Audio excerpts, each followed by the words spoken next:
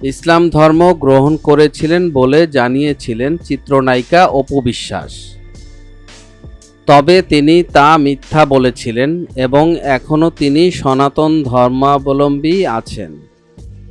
সম্প্রতি দেওয়া এক সাক্ষাৎকারে একথা বলেন অপু বিশ্বাস।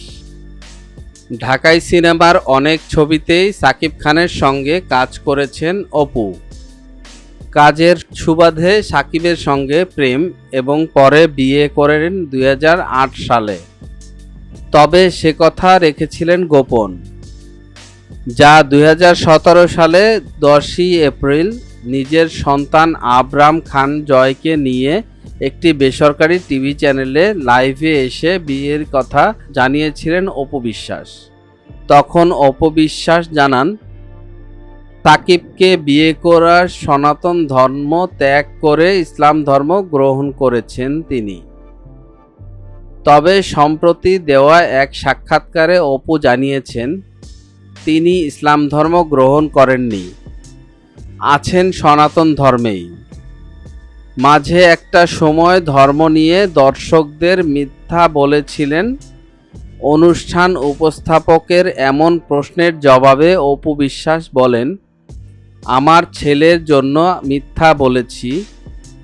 সেই সময় যেহেতু আমার বাচ্চা হয়ে গেছে আর সাকিবকে বিয়ে করেছি, সে মুসলিম, সেই জায়গা থেকে ভেবেছি সংসার ঠিকঠাক থাকুক, যেমনটা বিয়েকে আড়াল করেছিলাম, কিন্তু সময়ের সাথে সাথে বিয়ের কথা প্রকাশ করেছি। তিনি বলেন, দিন শেষে আমি ভুলে গিয়েছিলাম আমি যদি মারা যাই তখন আমার কাছের ভাই বোন বন্ধুরা আছেন, আমার যে অনুরাগী বা দর্শকরা আছেন তারা আমাকে কি করবে, মাটি দেবে না আগুনে পোড়াবে? মানুষ তো তখন দ্বিধায় পড়ে যাবে। সাকিব খানের সঙ্গে তো আমার সম্পর্ক নেই, তাই সত্যটা বললাম।